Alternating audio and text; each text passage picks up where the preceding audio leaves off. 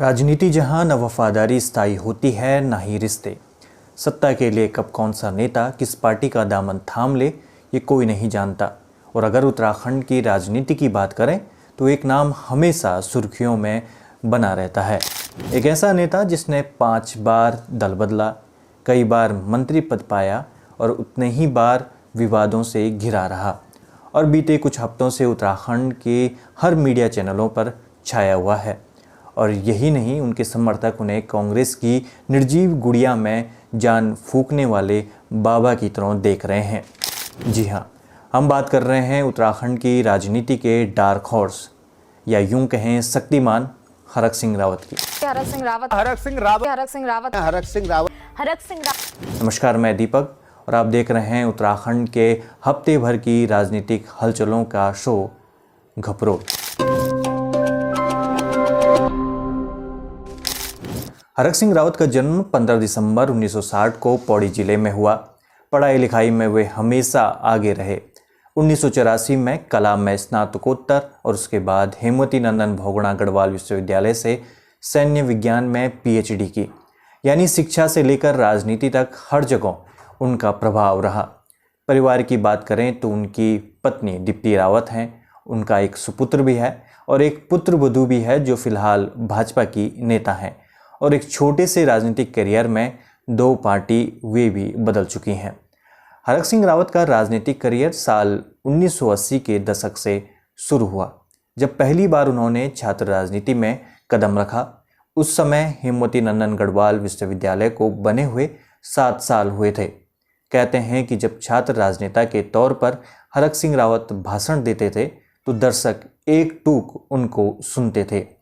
उनकी इसी विशेषता ने उन्हें एक युवा नेता के तौर पर उभारा और 1984 में भाजपा में शामिल होकर उन्होंने अपना पहला चुनाव लड़ा। यानी यूं कहें तो भाजपा उनकी पैतृक पार्टी ही है, लेकिन उन्हें इस चुनाव में हार मिली और उनकी राजनीतिक करियर की पहली और आखिरी हार के रूप में आप इसे देख सकते हैं। साल 1991 में उनकी किस्मत बदल गई और उत्तर प्रदेश सरकार में पौड़ी विधानसभा सीट से वो भाजपा के टिकट पर चुनाव जीत कर आए। फिर 1993 में दोबारा चुनाव जीते और भाजपा से लगातार जीत के बाद उत्तर प्रदेश सरकार के सबसे युवा मंत्री बनने का रिकॉर्ड उनके नाम रहा। लेकिन जल्द ही उनका भाजपा से मोह भंग हो गया और 1996 में उन्होंने भाजपा का दामन छोड़ दिया। भाजपा को छोड़ वे बसपा में गए और 2 साल बसपा में रहने के बाद उन्होंने 1998 में कांग्रेस का दामन थाम लिया। वे 18 साल कांग्रेस में रहे, कई बार मंत्री बने, नेता प्रतिपक्ष बने और अलग अलग सीटों से चुनाव जीते। यानी जहां मौका मिला वहां जीत का रास्ता बनाया। और उनकी राजनीतिक उपलब्धियों को अगर देखें तो 1991 से उनका राजनीतिक करियर में सफलता उन्हें हासिल होती है और उत्तर प्रदेश विधानसभा चुनाव पौड़ी से वे जीत कर आते हैं। 1993 उत्तर प्रदेश विधानसभा से पुनः चुनाव जीत कर आते हैं। 2002 जब उत्तराखंड का गठन हो जाता है तो 2002 में जब आम चुनाव होते हैं तो लैंसडाउन सीट से वे चुनाव जीत कर आते हैं। 2007 में उत्तराखंड विधानसभा चुनाव लैंसडाउन सीट से वे पुनः चुनाव जीत कर आते हैं और फिर 2012 उत्तराखंड विधानसभा चुनाव रुद्रप्रयाग सीट से वे जीत कर आते हैं और फिर 2017 में वे कोटद्वार सीट से जीतते हैं और यही उनका आखिरी चुनाव भी कह सकते हैं। लेकिन हरक सिंह रावत का नाम उपलब्धियों से ही जुड़ा नहीं रहा, बल्कि विवादों से भी घिरा है। जैनी प्रकरण मामला हो, मेरठ की महिला के द्वारा लगाए गए गंभीर आरोप हों, दल बदल करना हो, टिकट की राजनीति हो, इन सब ने उन्हें हमेशा सुर्खियों में रखे रखा। यहाँ तक कि लोगों ने यह तक कहना शुरू कर दिया था कि हरक सिंह रावत औसतन 5 साल से ज़्यादा किसी पार्टी में टिक ही नहीं पाते। और इन सब में सबसे ज़्यादा सुर्खियाँ बटोरी साल 2016 में, जब वे उत्तराखंड की राजनीति में भूचाल लेकर आए और उत्तराखंड में पहली बार राष्ट्रपति शासन लगा। और आपको बता दें कि इस वक्त बड़ी खबर आ रही है, उत्तराखंड में राष्ट्रपति शासन की सिफारिश कर दी गई है। मार्च 2016 की बात है। हरक सिंह रावत कांग्रेस पार्टी के उन 9 विधायकों में से एक थे जिन्होंने मुख्यमंत्री हरीश रावत के खिलाफ विद्रोह किया। उन्होंने बजट बिल के खिलाफ वोटिंग में हिस्सा लेने से इनकार कर सरकार के लिए संकट पैदा कर दिया। उत्तराखंड में ये एक बड़ी खबर है और ये खबर झटका देने वाली है उत्तराखंड के मुख्यमंत्री हरीश रावत को, जिन्हें कल तक यानी 28 मार्च तक का समय दिया गया था बहुमत साबित करने के लिए, लेकिन उत्तराखंड में इस संकट की वजह से राष्ट्रपति शासन लागू कर दिया गया है। इस विद्रोह से सरकार का बहुमत कम हो गया और अंततः राष्ट्रपति शासन उत्तराखंड में लगाया गया। हरक सिंह रावत उस समय कृषि मंत्री थे और उन्होंने हरीश रावत सरकार के खिलाफ खुलकर विरोध किया। उनकी नाराजगी का कारण था कार्यपालिका के साथ समस्याएं, पीएमसी कॉलेज को लेकर कुछ अड़चनें। विद्रोह के चलते कांग्रेस के कई विधायकों को पार्टी से निष्कासित होना पड़ा और विधानसभा से भी उन्हें अयोग्य घोषित किया गया। यह राजनीतिक उथल-पुथल कुछ महीनों तक रही, जिससे राज्य में आर्थिक और राजनीतिक दोनों संकट मंडराए। लेकिन सरकार गिराने की प्रक्रिया और राजनीतिक संकट में हरक सिंह रावत के विद्रोह का मुख्य योगदान माना जाता रहा। कांग्रेस सरकार गिराने के लिए हरक सिंह रावत ने बगावत की और भाजपा में शामिल हो गए और 2017 जो चुनाव उन्होंने जीता कोटद्वार सीट से, तो वे भाजपा के टिकट पर ही लड़े थे और यहीं से राजनीति में उनका सफ़र निरंतर चलता रहा। फिर साल जनवरी 2022 की बात करते हैं, जब चुनाव फिर से दस्तक दे रहा था। उनका नाम फिर सुर्खियों में उड़ने लगा और इन्हीं कारणों से भाजपा ने उन्हें पार्टी से निकाल दिया। कारण था अनुशासनहीनता और परिवार के लिए टिकट मांगना। इसके बाद वे फिर कांग्रेस में लौटे और खुद चुनाव न लड़कर अपनी पुत्रवधू अनुकीर्ति गोसाई को टिकट दिलाने में सफल रहे। हालांकि उनकी पुत्रवधू वो चुनाव हार गई। अब सवाल ये उठता है, आखिर जो हरक सिंह रावत सुर्खियों से गुम थे, अचानक चर्चा में क्यों आए?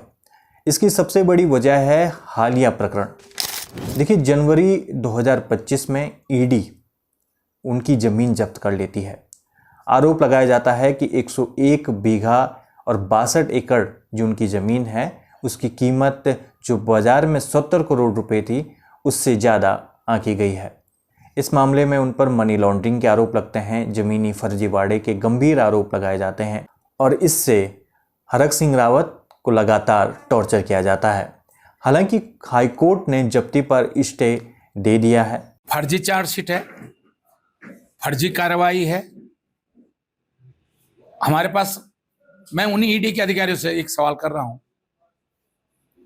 उनके परिवार के लोग वो, और मैं आपको भी पूछूं, आप कहीं जमीन खरीदते हो, कितने साल का रिकॉर्ड देखोगे राजस्व? 5 साल, 10 साल, 20 साल, 40 साल का। हमने भी 2002 में 49 से लेकर 5 दिसंबर 2002 तक का रिकॉर्ड देखा और केस अभी भी कोर्ट में लंबित है। हरक सिंह रावत ईडी द्वारा उनकी गहन पूछताछ और लगातार लगते मनी लॉन्ड्रिंग के आरोपों के कारण इतने घिरे कि उनको अब मीडिया में खुलकर सामने आना पड़ रहा है और तब से लगातार आप भाजपा सरकार के प्रति मुखरता से बोल रहे हैं। अभी यार एक सुनो, डर जाए उम्र में डन छो वो उम्र में नहीं डरे हम। आप ये बूढ़ा ना डन, आप तो ये सोच लेंगे जेल चले हैं, ये सोचेंगे कि जैसे 60 साल के बाद सनातन धर्म में क्या होता है, वानप्रस्थ होता है ना, जिसको वानप्रस्थ समझ लेंगे। और आरोप भी वे लगा रहे हैं। पेपर लीक हो रहा है, भाजपा के नेता। लोक सेवा का पेपर लीक हो रहा है, भाजपा के नेता। अंकिता की हत्या होती है, भाजपा के नेता। जितेंद्र की हत्या होती है, भाजपा नेता। किसी नाबालिग बच्चे के साथ जो है बलात्कार करती है तो भी उसकी मां भाजपा की नेता। ऐसा क्या हो गया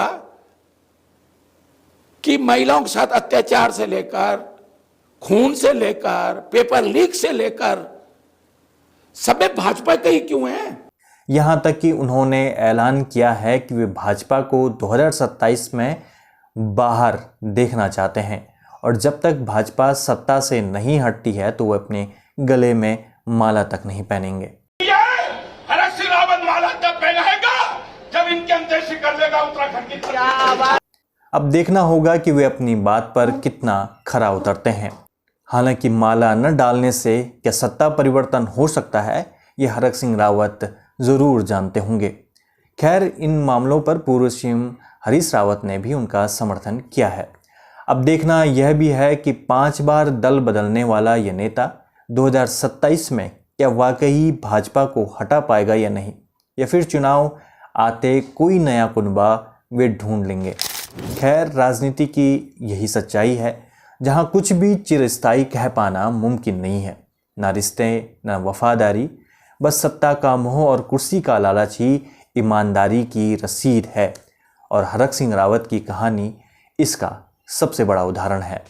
फिर क्या हरक सिंह रावत के इन वादों से क्या कांग्रेस 2027 में सत्ता में लौट कर आती है या नहीं, ये तो देखना होगा। क्योंकि जिस तरह से चुनाव हुए हैं, पंचायत चुनाव से लेकर निकाय चुनाव तक, भाजपा ने एक तरह से कहें तो क्लीन स्वीप की है।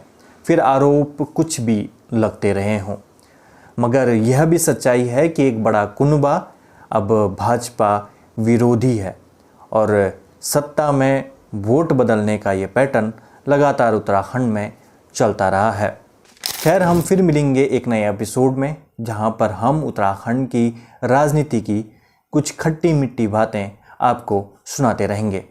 तब तक आप हमारे साथ बने रहें, और आप नए हैं तो ज़रूर हमारे YouTube चैनल को सब्सक्राइब कर लें, क्योंकि अब हम यहाँ पर पूरी तरह से सक्रिय होने वाले हैं और राजनीतिक हलचल की जो विश्लेषण है उस पर गंभीरता से चर्चा भी करेंगे।